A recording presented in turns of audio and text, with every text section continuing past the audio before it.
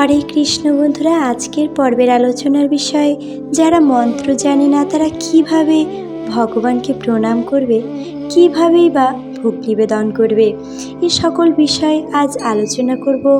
তবে মূল পর্বে যাবার আগে সকলের কাছে অনুরোধ, ভিডিওটি ভালো লাগলে অবশ্যই একটি লাইক করে চ্যানেলটি সাবস্ক্রাইব করে দেবেন এবং কমেন্ট বক্সে লিখুন জয় রাধা গোবিন্দ।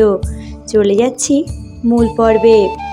ভগবান শ্রীকৃষ্ণ ভগবদ্গীতায় বলেছেন, পত্রং পুষ্পং ফলং তোয়ং ইয়ো মে ভক্ত প্রয়চ্ছতে, অর্থাৎ যে নিষ্কাম ভক্ত ভক্তির সহিত পত্র, পুষ্প, ফল, জল ইত্যাদি ভগবানকে নিবেদন করেন, তিনি সে সকল কিছুই গ্রহণ করে থাকেন। তার সবচেয়ে বড় উদাহরণ এখন আপনাদের কাছে বর্ণনা করছি। মহাপ্রভু যখন পৃথিবীতে লীলাবিলাস করেছিলেন, তখন তার ভক্তদের মধ্যে অন্যতম একজন ছিলেন গোবিন্দ ঘোষ।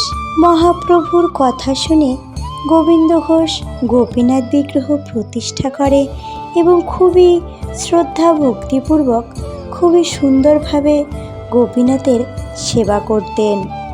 হঠাৎ একদিন তিনি বৈষ্ণব সংঘের জন্য দূরে কোথাও যাবেন। তখন তিনি তার ছেলেকে ডেকে বললেন, গোরা, ও গোরা, আমি বৈষ্ণব সংঘের জন্য কিছুদিন গোপীনাথের সেবা করতে পারছি না। তুমি ভালো করে গোপীনাথের সেবা করতে পারবে তো বাবা? তখন গোরা বলল, নিশ্চয়ই বাবা, আমি নিশ্চয়ই গোপীনাথের সেবা করব। তুমি কোনো চিন্তা করো না, তুমি নিশ্চিন্ত মনে যাও। এ কথা শুনে গোবিন্দ ঘোষ নিশ্চিন্তে চলে যায় এবং তার স্ত্রী ভগবানের জন্য নৈবেদ্য প্রস্তুত করে গোরাকে সেই নৈবেদ্যের থালা দিয়ে বলল ভগবানের সেবা করতে, ভগবানকে ভোগ নিবেদন করার জন্য। গোরা নৈবেদ্যর থালা হাতে নিয়ে ঠাকুর ঘরে প্রবেশ করে ঠাকুর ঘরের দরজা আটকে দিল এবং তার বাবা যেই রকমভাবে গোপীনাথের সেবার জন্য নৈবেদ্য নিবেদন করে, ঠিক সেইভাবেই ভক্তিপূর্বক নৈবেদ্য গোপীনাথের সামনে রেখে গোপীনাথের উদ্দেশ্যে বলল, গোপীনাথ, তোমার জন্য খাবার নিয়ে এসেছি, তুমি খেয়ে নাও। আমি তো মন্ত্রতন্ত্র জানি না, বাবা মন্ত্র জানে, তোমায় সুন্দর করে ভোগ নিবেদন করতে পারে। আমি মন্ত্র জানি না, তবুও তোমার জন্য ভোগ নিয়ে এসেছি, তুমি খেয়ে নাও গোপীনাথ। এই কথা বলে সে গোপীনাথ বিগ্রহের দিকে তাকিয়ে রইল। অনেক সময় হয়ে যাওয়ার পরেও যখন গোপীনাথ সেই নৈবেদ্য গ্রহণ করলেন না, তখন সে আবার বলল, গোপীনাথ, তুমি যদি নৈবেদ্য না খাও তখন আমি কান্না করব, আমি এই নৈবেদ্য ফেলে দেব। আবার একটু পরেই বলল, না না গোপীনাথ, আমি কি তোমার নৈবেদ্য ফেলে দিতে পারি, তুমি খেয়ে নাও গোপীনাথ। এভাবে অনেক অনুনয় বিনয় করার পরেও সে দেখল গোপীনাথ নৈবেদ্য গ্রহণ করছে না। ছোট্ট শিশু, সে ভেবেছে হয়তো গোপীনাথ নিজের হাতে সেই নৈবেদ্য তুলে খাবে, কিন্তু সে এটা বুঝতো না যে নৈবেদ্য ভগবান শুধু চোখের দর্শনের দ্বারাও গ্রহণ করে থাকে। তারপর সে একটি লাঠি নিয়ে এলো, গোপীনাথকে বলল, গোপীনাথ, তুমি যদি না খাও তাহলে আমি তোমাকে এই লাঠি দিয়ে মারব। এ কথা বলে গোরা একটি লাঠি নিয়ে গোপীনাথকে মারতে উদ্যত হয়। তখনই গোপীনাথ বলল, এই তো গোরা, আমি এসেছি। সঙ্গে সঙ্গে গোরা বলল, এত সময় তোমাকে কত ভালোভাবে বলছিলাম যে এই লাঠি দেখিয়েছি সেই তোমার অভিমান ভাঙল, ভয় পেয়েছো তাই না গোপীনাথ? এ কথা শুনে ভগবান মিচকি হেসে নৈবেদ্য গ্রহণ করল এবং গোরাকে বলল তার সঙ্গে খাওয়ার জন্য। তখন গোরা বলল, না না গোপীনাথ, আমি খাবো না, তুমি খাও, আমি খেলে মা আমাকে বকবে, মা মারবে। তখন ভগবান নৈবেদ্য গ্রহণ করতে করতে গোরাকে বলল, গোরা, তুমি যে আমাকে দর্শন করেছো, আমি যে তোমার নৈবেদ্য গ্রহণ করেছি, একথা তুমি কাউকে বলবে না। একথা বলা মাত্রই তোমার মানব দেহ ত্যাগ করতে হবে। তখন গোরা সঙ্গে সঙ্গে বলল, ভগবান, হে প্রভু, তুমি যদি আমাকে দেখাই দিলে, আমার নৈবেদ্য গ্রহণই করলে, তাহলে কেন আমাকে এই মানব দেহ ত্যাগ করতে হবে?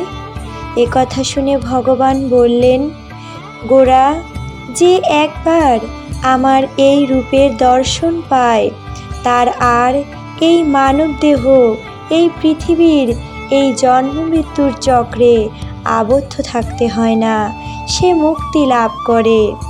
আমি তোমার অপেক্ষায় থাকব। এ কথা বলে ভগবান অন্তর্নিহিত হলেন এবং গোরা নৈবেদ্যের থালা হাতে নিয়ে ঠাকুর ঘর থেকে বেরিয়ে এলো। তখন তার মা তাকে জিজ্ঞাসা করল, গোরা, প্রসাদ কি হয়েছে? নৈবেদ্যের থালা খালি কেন? তখন গোরা বলল, মা, নৈবেদ্য গোপীনাথ খেয়েছে।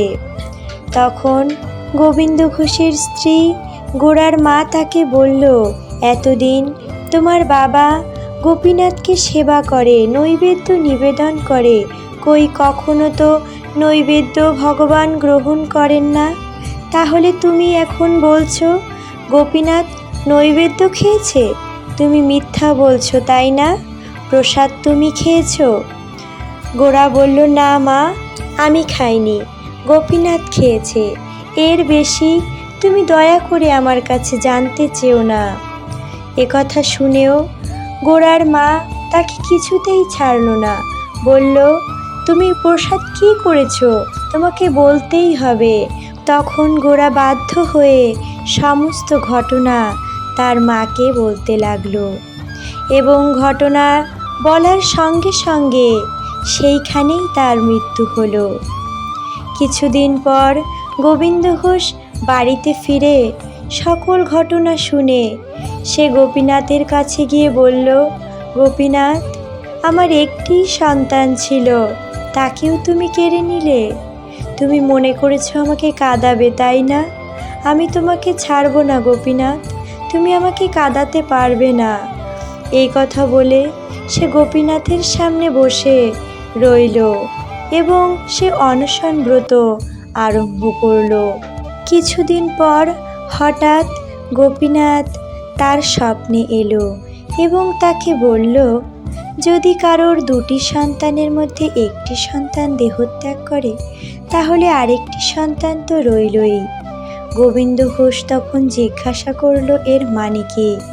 তখন গোপীনাথ বলল, এর মানে গোপীনাথই হলো গোবিন্দ ঘোষের আরেকটি সন্তান। তখন গোবিন্দ ঘোষ বলল, যদি আমার দেহ ত্যাগ হয়, তখন আমার তর্পণ, পিণ্ড ইত্যাদি কর্ম কে করবে?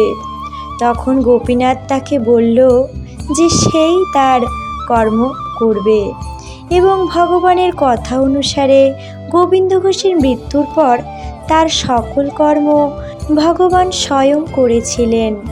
অতএব ভক্তগণ, যারা মন্ত্র জানেন না, মন্ত্র মুখস্থরা করতে পারেন না, তারা শুধুমাত্র মনের ভক্তি সহকারে পত্র, পুষ্প, ফল, জল ভগবানকে শ্রদ্ধার সহিত নিবেদন করুন এবং নিজের মুখের ভাষায় মনের ভালোবাসা এবং মনের ভক্তি ভগবানের চরণে প্রকাশ করুন।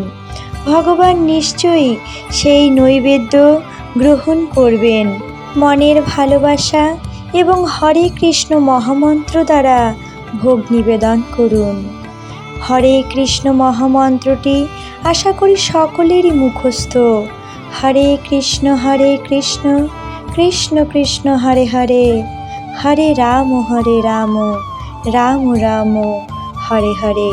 তবে ভক্তগণ, যতক্ষণ আপনি মন্ত্র মুখস্থ করতে পারবেন, ততক্ষণ কোনো প্রকার অজুহাত দেখানো উচিত নয়। ভগবানকে শ্রদ্ধার সহিত নিজের মনের ভাব প্রকাশ করে ভোগ নিবেদন করুন। আজকের ভিডিও এখানেই শেষ করছি। সকলেই ভালো থাকবেন, সুস্থ থাকবেন। দেখা হবে পরে আরেকটি ভিডিওতে। হরে কৃষ্ণ।